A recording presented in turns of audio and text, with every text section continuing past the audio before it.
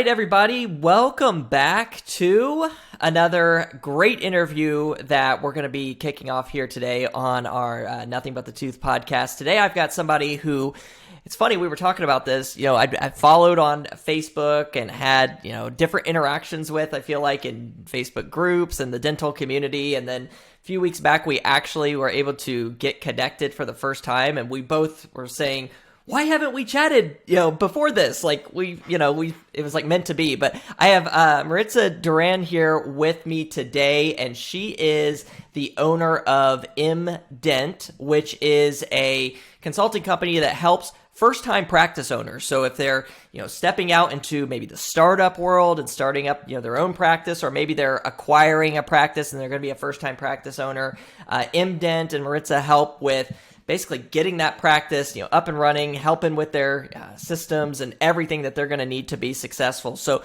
Maritza, first off, thank you for joining me here on a Friday morning. Thank you so much for the invite. I am so excited and looking forward to having this conversation with you. And yes, I'm ready and excited. I want to answer all of your questions and learn so much from you. Exactly what you said. I connected with you a couple of weeks ago, and I said, I've been working behind the scenes and it's time for me to get out there and start networking. And I have been following you as well, and have seen your work and some of the results that you have given some of doctors that I've seen in all of the social media channels. And I was like, I need to connect with this guy. And I'm glad I did, and I'm excited and happy to be connected with you both on the personal note and to learn more about you and all of the things that you do in the dental community as far as marketing, so that I can also share all of your knowledge with my client base as well, and make sure that we're helping dentists become really profitable and successful. Yeah, and that's something, we're both passionate about, because we've seen it all, both in our experience in the dental industry. And some of the things that we're going to talk about, just so the audience is aware, is we're really going to, the hot topic or the elephant in the room that everybody mentions is, the economy. And right now, what can you do as a practice owner to set yourself up for success in what, some would consider an unpredictable economic state that we're in. But before we jump into that, I always like to know people's story as far as like, how long have you been in dentistry? Like, what is it that also led you from your experience in the dental world to make that jump and to start up MDent? So my story is everyone's story is unique and amazing. But my story goes back to 1998. I was working as a cashier in a supermarket. And there was someone that was going to a dental assistant school that really noticed my personality, I suppose, and said, hey, I'm working in this dental office. Would you like to come in? We need a second dental assistant, and we're willing to train. And so I was always jumping into opportunities. At the time, I was living on my own. I actually came to America when I was 12 years old, and at the age of 14, I left my house. Don't ask me why or how. Well, I'll tell you why. I came to America, but my mother stayed back home. I came to live with my father, but I really never had a relationship with him. And I have to say, like, I wanted it to work, but it didn't work. And so I left the house when I was 14 years old. So I was homeless. I was renting rooms, and I had to get into the job force while I was a freshman in high school. And Wow. So when I started this, when I was working as a cashier, I was always trying to find the next better position, if you will. And the opportunity came along for me to work in a dental office. And long story short, I started there in 1998. 2004, the owner of that practice decided to buy a second location and gave me the opportunity to become the front desk / office manager. I had no idea what I was getting into. Yes. Say that again? How old were you during this? I was 16 when I started as a dental assistant, and then I was, I think, 19, 20 when I was given the front desk position at the startup. That was in 2004. Wow. And that office, I gotta tell you, I came in with no experience at the front other than here are the list of insurances, here are the phone numbers to the insurance companies. Make it however you can. And my former employer, he was very ambitious, very driven by growing personally. But I was his employee. His responsibility to me was to give me a position and make it create opportunities for me. But I tapped into this opportunity. I was out for like all the different local businesses in the area, and I had meetings with the owners of the businesses to just say, hey, I'm new at this office. We're trying to grow our patient base. Can you help us? And so a lot of these providers would refer their patients to us. I actually had my very first dental assistant. This is a pediatric dental office. And I had I built a relationship with a pediatrician, and he allowed for my first dental assistant to be sitting in their waiting room to schedule appointments for their patients to our office at the beginning of our practice. So wow. I was able to take the office from zero with no experience, and I turned it into a $2.8 million practice. Now, the story doesn't end there, because 5 years into me managing this office, it's like 5 years and then 5 years into me running this practice, I have a relationship with an agent from a particular insurance carrier, and he brings up to my attention that there were different pockets in the state where they needed specialists. And he wanted to get a meeting with my former employer. And he was already an absentee owner. He came into my practice, we opened it, and I was basically in charge of hiring some of the associates that were working for us. And he remained working primarily in his main office, the first one. And his vision was to continue to expand. So I facilitated this relationship that resulted in adding another 13 locations to his portfolio, if you will. And we became a DSO practice group in 2016. I had a 1-year-old child at the time, and I started to notice all of the changes, similar to what happens to the associates when they're thinking about, they're working for a corporation or an employer where it's already not in alignment with their vision and they want to start something of their own. And that's where it hit me when I had my first son. I had already purchased my house. I was managing and overseeing 15 offices. And I noticed that a lot of the associates that were working for the group, they had the dream of starting their own offices, and it was to bring back to a certain community and have a business model and a mission that was driven by adding value. And also they were lost. They didn't know how to get the office up and running, what it took as far as running the business side. And so an opportunity came from there, and I took the leap of faith in 2016 to quit my job. And it's been quite an interesting journey as a business owner. I started with just myself and a babysitter. That was like my first best hire. And since I've helped over 300 dentists launch their offices and operate their offices successfully. So I'm very proud of the work and my journey thus far, and I want to be able to continue to add value to these dentists who are first-time business owners and want to basically start and grow a business that it's both profitable and fulfilling, because they want to add value to themselves, they want to add value and secure their family's future, and add value to the community that it's so necessary now in the world of these DSOs and these models that are out there that don't necessarily serve our communities.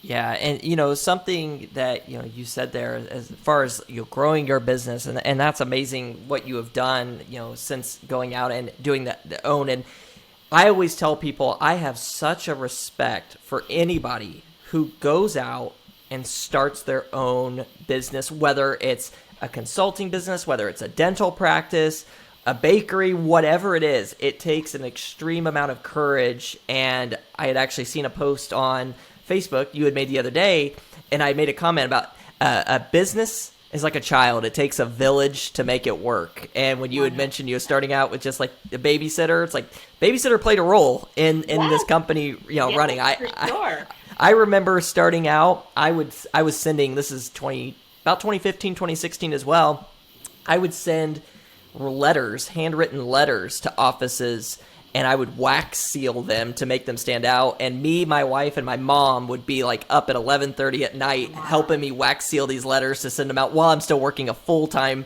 job. So it definitely takes a village there. This is a great opportunity for us to talk a little bit about anybody who comes into a new business, there is a learning curve. I was fortunate to have mentors that, kind of showed me the way, but I didn't have somebody walking me step by step through it. With a practice, when you come in, whether you're a startup or you're acquiring, there are so many things you don't know that you don't know, right? It's just you've never had to deal with. So when you are starting, let's say with a startup or an acquisition, what's something that you see as maybe one or two blind spots that you see dentists make, or what are those kind of couple mistakes that maybe people overlook right at the get-go? So one major mistake that I notice is not having clarity in the business model, and creating that alignment with the area where you are going to set up shop or select your location, because this is a commitment that is going to go for years to come. You don't want to practice that is just serving your immediate needs, or it's an opportunity. I always say this, success is where planning and opportunity meet. And I feel that whether it's a startup or an acquisition, it's a long-term commitment. And the very first thing that I see dentists make the mistake is not having that clarity on what their business model is, and the patients they love treating, and the clinical skills that they have, and the type of services that they want to provide, and whether or not the community and where they are anticipating to open, the community wants and need that service or have the disposable income. So just for plain language, they try to put makeup on a pig, right? Like lipstick on a pig, because my broker just found this amazing deal for me and I'm just going to go into it. But it's not the patient base that I want to serve. And they are not able to afford the clinical skills that I've developed or what I envision myself seeing, and or the space is this big, and it's an opportunity because it's affordable now, but then I'm going to outgrow it in the future. So understanding and having a plan first of a very clear vision of the dentistry that you want to provide, and finding that location that it's in alignment with what you want to add value back, that it's going to serve you and make you happy. Because it doesn't matter if you have a business owner and you're treating the wrong patients, you're going to be miserable, and you're going to make everyone around you miserable as well. Yeah. So that's one major mistake I see. Yeah, absolutely. And I think the other hiccup that people fall into as well is on the insurance side. I see that as well. One, just training a team member who, because we work with a lot of startups, and some of them, we've heard say, this person didn't have really any experience, but job market's hard right now to find people. They had a good personality, but teaching them insurance, it's almost like teaching, like calculus or something at times, right? What are some of the pitfalls that you find on that, and maybe what are some ways that MDent has been able to help that pain point for offices? So one of the things that I teach my clients is that in order for you to build a successful business, you have to have that clarity, but you need to have a strategy. And you need to really gauge what the needs are for the community and be flexible. So one of the very first things that I did, and when I left my job and I started working on my own, a lot of people encouraged me, because I had already been successful at helping our former group negotiate reimbursements with the insurance companies, and I was very hands-on with hiring people just like me with no dental experience in the field, and converting them into amazing, like I did some amazing hires, people that are still working for the group, and they came in with absolutely no experience. So you do need to have someone that is going to hold their hand and mentor them from the beginning. I'm so excited because a lot of the companies out there, and I encourage every new dentist to get help with setting up their insurance contracts starting out, because when you do it yourself, your lack of understanding and knowledge about your options that are available for you are going to hinder your ability to position your fees for the perpetuity of your practice. But at the same time, one mistake that I see out there is that there are companies that focus on doing the contracting, and they are prioritizing the long-term benefit of the practice without providing the support that the team needs to make sure that there's cash flow at the beginning of your startup to sustain the business and make sure that you're in the journey of growing. So I'll give you an example. One of the packages that we offer is insurance contracting and negotiations with training. And the reason why we've added this component is because we understand that in order for a dental practice to position their fees long term, there needs to be a lot of legwork. We need to understand and map out the different strategies. We need to do market research, understand who the top employers are, and to give the clients or dentists the ability to hire someone for, like you said, a good personality without the dental background. You're going to want to know who's going to train them, because it is inevitable that we're going to make mistakes at the beginning.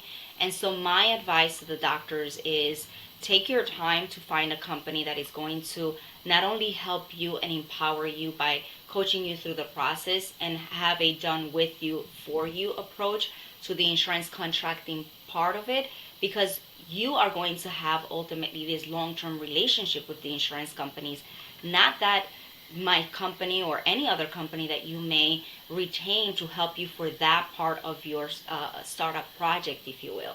And the second piece is the volume of clients that they may be taking on supersedes their ability to work on your project in a timely fashion for you to have the effective dates that are in alignment with your launch date, like your soft opening date. You want to position your fees long term, but you also need to have the proper training for the staff, because a lot of times we have clients and they may have one or two insurances that are not active by the time they start, but we offer them best practices for how to make sure that you're managing the patient experience temporarily during that gap, so that you're not turning patients away, because they're the life flow of your business. And you want, if they show you interest of coming into your practice and you pick up the phone and all you can say is, we're still waiting for the credentialing to take place, it's going to turn patients away. And you're spending money to have a service done, and it shouldn't be done, and you shouldn't be left out, in the woods, if you will, without the proper hand holding. So it is a mistake. A lot of companies don't take this into consideration. They feel like, oh, if I'm able to get the doctor $1,000 for a crown, and they would have gotten $300 less by doing it themselves, then I'm happy with it. But what if you can get the $1,000 and have the proper training so that you can help accelerate their growth and not turn patients away? This is crucial. And so just to give you a quick example, I have two dentists. One, obviously I had a dentist reach out to me not too long ago, and a few years back when I had less visibility or positioning, if you will, in the marketplace, we had conversations, but it didn't materialize. About a month or two ago, they reached out to me and they said, oh, Maritza, I wish I would have worked with you. And I said, well, how's the office doing? How can I help you? She's like, well, we've been open for 3 years, and but we're noticing a lot of turnover. Like my staff is just not staying. So I asked a couple of questions. I said, how many days are you open? She's like, well, I'm still keeping my associate position, and I'm here 3 days a week, and I'm noticing that my staff just, I have this person that it's leaving and the other one that it's left, and so on. So imagine, the burden for the employees when they don't see themselves as having a secure job, and you're competing with these DSOs that offer benefits, that have a full-time schedule. So all these early decisions, as you're making the decisions on who to hire and who to work with and to be part of your team of advisors, has a long-term impact in your profitability.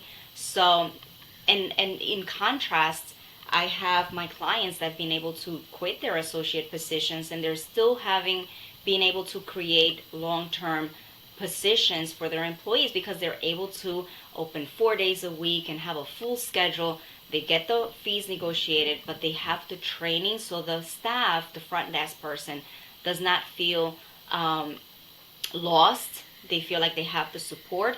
The dentist feels like they have the support, and it's a win-win for everyone. So that is another mistake that I see out there in the market.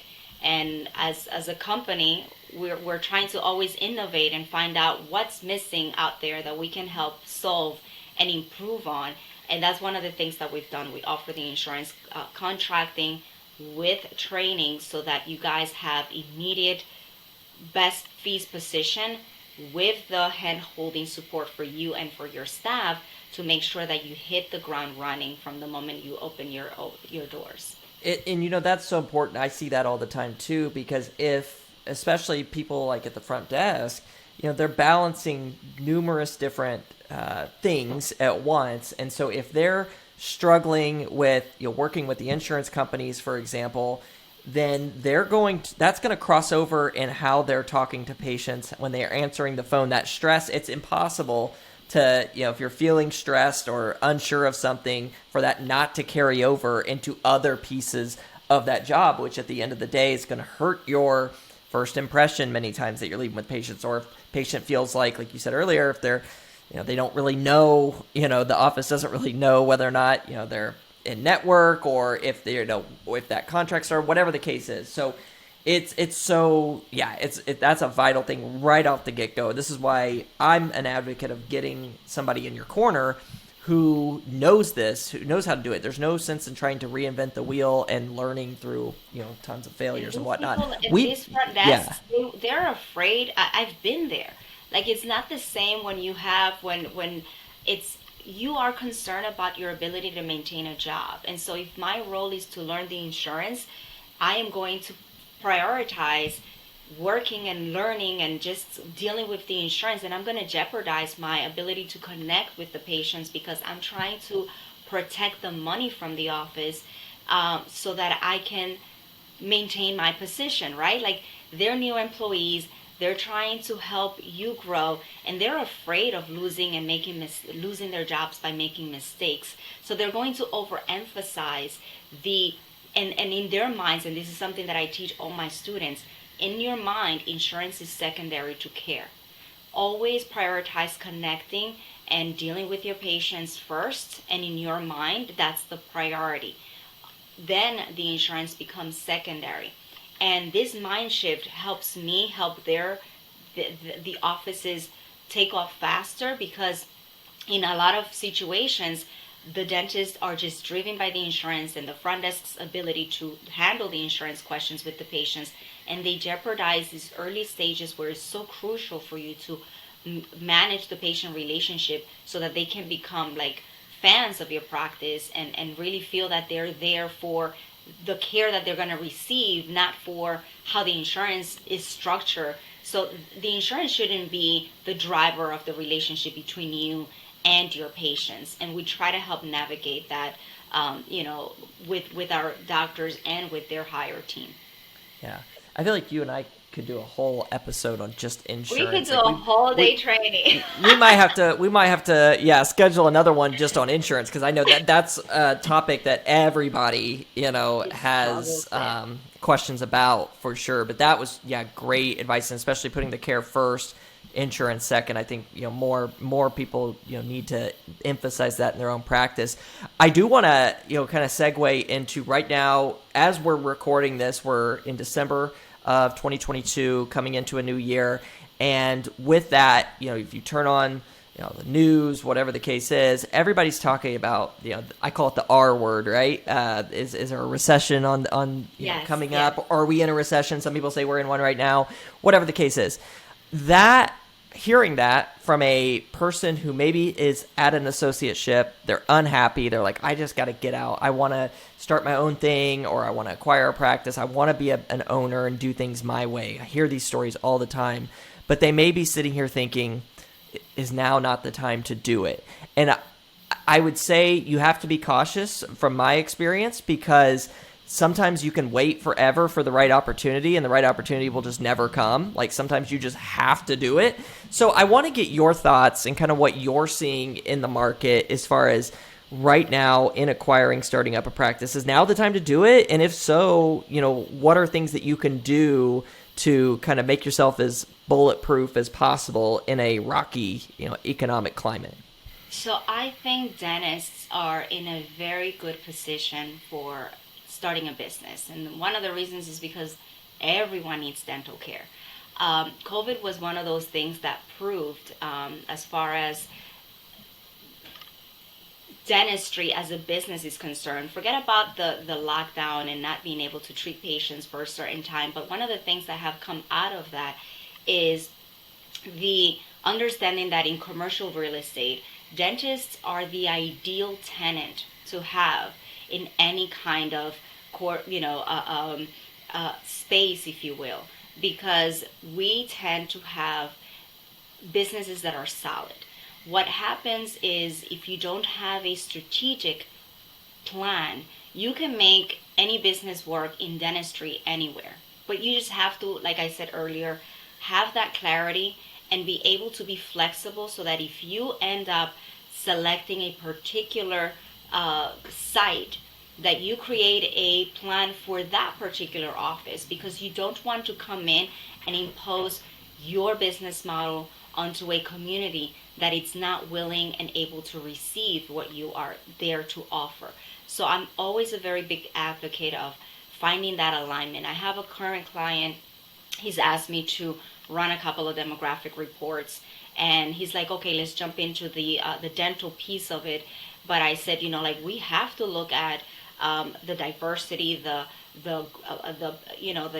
projections, if you will, of the growth in that area, and we need to map out who is your ideal patient, right? And we need to look at the age group of your specialty. Who are you going to be rendering, and where is this patient pool congregated, so that then we can start narrowing down and start looking for a location. And based on the location that we find, then we can create a blueprint, if you will.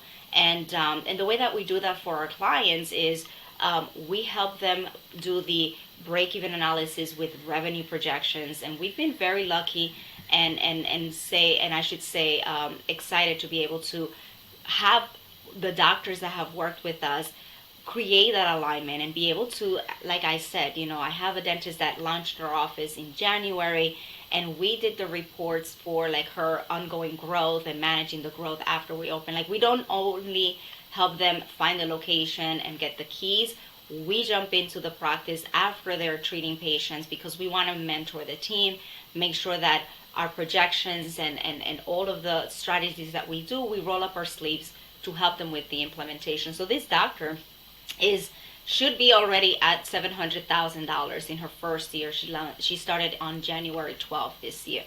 And so, I have other clients out there that have similar success stories. And the reason why is because we have been able to map out a strategy and create this blueprint and roll up our sleeves to create alignment between their desired business model and helping them execute with whether we need to participate with insurances, how aggressive do we need to be, or conservative, how's the marketing going to play into this strategy, and who do we hire to make sure that they are enhancing the perceived value of the practice based on the business model that we're trying to incorporate, and all of these other components. So is it not the best time? I was watching a webinar from Moody's.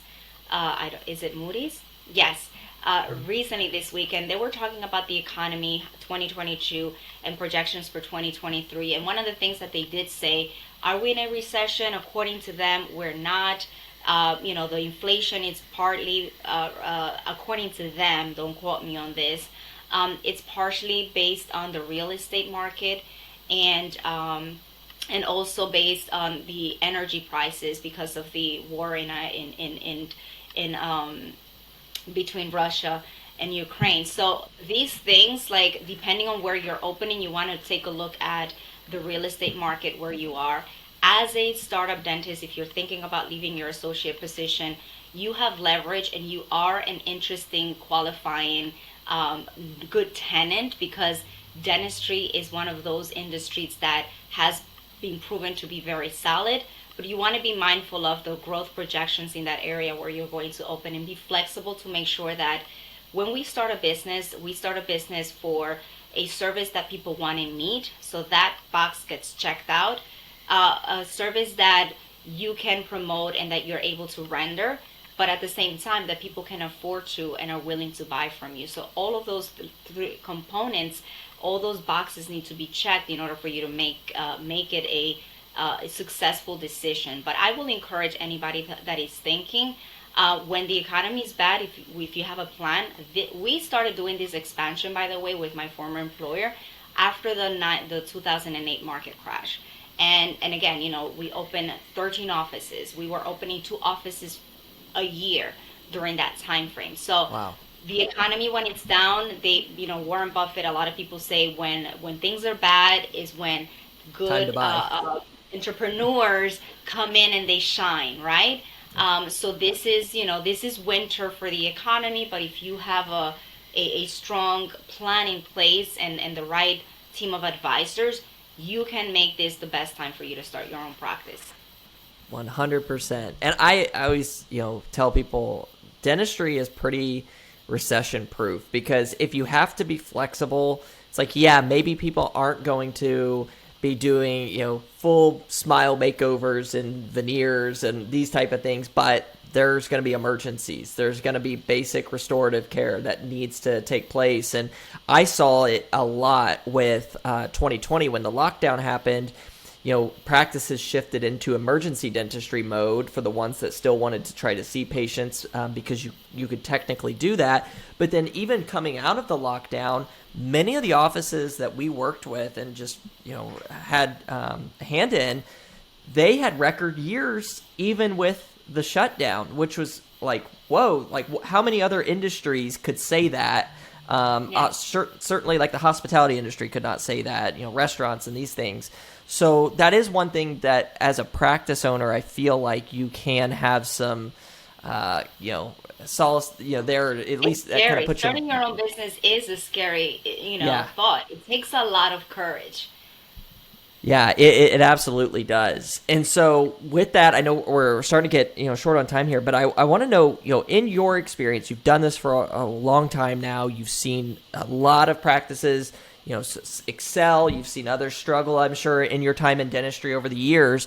What's maybe like 2 things that you notice is a trend or is a common characteristic that the most successful practice owners, especially in those first 2 years or so, have? What would you say kind of that comes down to? I say one of the things I've noticed is the most successful dentists cut through the noise.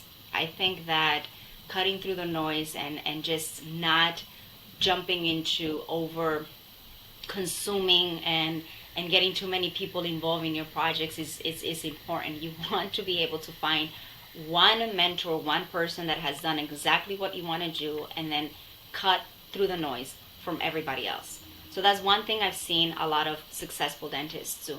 The second thing that a lot of dentists do is first they think about their patients and their team and then themselves. Like profitability to me is from the ethics value that you put out there, whatever is remaining becomes your growth. And so you have as a business owner the responsibility to nurture and grow your team and satisfy your patients' needs. Then you put yourself last. So your first responsibility is to your team, because without them you cannot practice dentistry, right? There's a whole funnel before the patient sits in your chair. And second, the patient needs need to be met, and you have to be flexible to make sure that you prioritize that. So those to me are the 2 things that I see that successful dentists have a very clear plan on executing on that. And I'm a product of that, because my former employer nurtured me, gave me a lot of autonomy, put resources at my disposal, and he benefited from nurturing me and allowing me to grow his business. So your team can make you successful. You just have to emphasize and nurture that first, and obviously your patients, because they ultimately decide if they trust you enough to give you their business and continue to come to your practice, right? So those 2 things I would say. In this, I actually have this over here that I'm going to mention, but that is so true, because the practices that we work with, we see do well, they have team members that stick around, and because they stick around because the office is always providing them new opportunities to grow professionally, whether it's an assistant, whether it's the office man, whatever the case is, continuing their education. They invest in their team, and when you invest in your team, that's the best ROI, in my opinion, that you can have for the practice. And we live by that here at Crimson Media too. And there's a great book if anybody is out there and is kind of looking to become a better leader, because I feel like we can always become better leaders. We're never at the peak. Sure. But it's called The Dichotomy of Leadership by Jocko Willink and Leif Babin. These are two former Navy SEALs. And this book kind of talks about how in the Navy SEALs they lead teams in very stressful situations, way more stressful than running a business would be because they're in combat. These are military. But it really teaches you a lot of lessons on how you can grow that team, because if you have a constant churn in your office where your team members are leaving, I'm sure you see it all the time. It's like you can't ever get momentum that way, and it's hard to build that culture. So setting that culture, that's why I think like mission statement and values in the company are so important. It's not just it's there because, it's a formal thing to do. It's like, no, I think you have to live by that mission statement. You have to 100%. make sure when you're interviewing people, they live with that mission statement. They understand it and they're passionate about it, because at the end of the day, that's the that's the foundation of everything, right? 100%. Yes. This is so true. And I, as a business owner myself, I have taken the time to jot down what our mission is, our core values, and I only work with and hire people with my core values, and also clients that share those core values. But one of the things that we help our elite clients do as well is, before we go through the process, is the self-assessment, if you will, and putting all of these things that you just mentioned in place, so that when we're hiring with alignment for the core values of the practice and the mission, and it makes a significant difference. So we can talk forever. I'm sure we run out of time, and yeah, we're probably gonna have to do a follow-up episode, it seems, because we've got more that we need to discuss, because I want to jump deeper. Down like three points we wanted to talk about it. I think we're still on the first, right? yeah, and the insurance thing especially is one I'm like, I want to jump into that with Maritza really bad. So with more, we will, sure, for all those listening, we'll schedule a follow-up part 2 to this at some point, because there's a lot here. But one thing I just before you'll wrap up here, Maritza, is I want to thank all of our listeners here for tuning in today as well, and I just want to know, how can people who are maybe on that journey right now, they're considering starting practice, acquiring a practice, what's the best way that they can get in touch with you and your team? Sure. I mean, I am in social media. You can find me in any of the social media platforms, Maritza E. Duran. You can visit my website, MDentCS.com. Or you can email me, send me an email. My email is maritza@mdentcs.com. And I am more than happy and looking forward to being part of the journey with anyone that is looking into practice ownership, whether, again, they're looking to launch an office from scratch or taking to an existing practice, and need guidance and support through their journey. Yeah. Awesome. Well, you're doing amazing things in dentistry. Keep it up. We will, to everybody listening or watching, we will plug this into the show notes below. So the website, email address, and all that, so you can easily click and access that. But definitely reach out to Maritza and her team. Doing great things in dentistry, and this is what's fun about this, right? We get to connect with people who are doing it right in the dental field. That's what I like to say. And we just really appreciate your time this Friday morning, and look out for a part 2, because we're definitely going to have to schedule a part 2. Maybe we dive even deeper into the insurance game, since I know people want to hear more about that, I'm sure. Looking forward to it. Thank you so much, Shane, for having me. I appreciate it. And I will see you around. I can't wait for our next episode. Yep, sounds good. All right, thanks, everybody. We will be scheduling a part 2. Be on the lookout for that, and thanks for tuning in.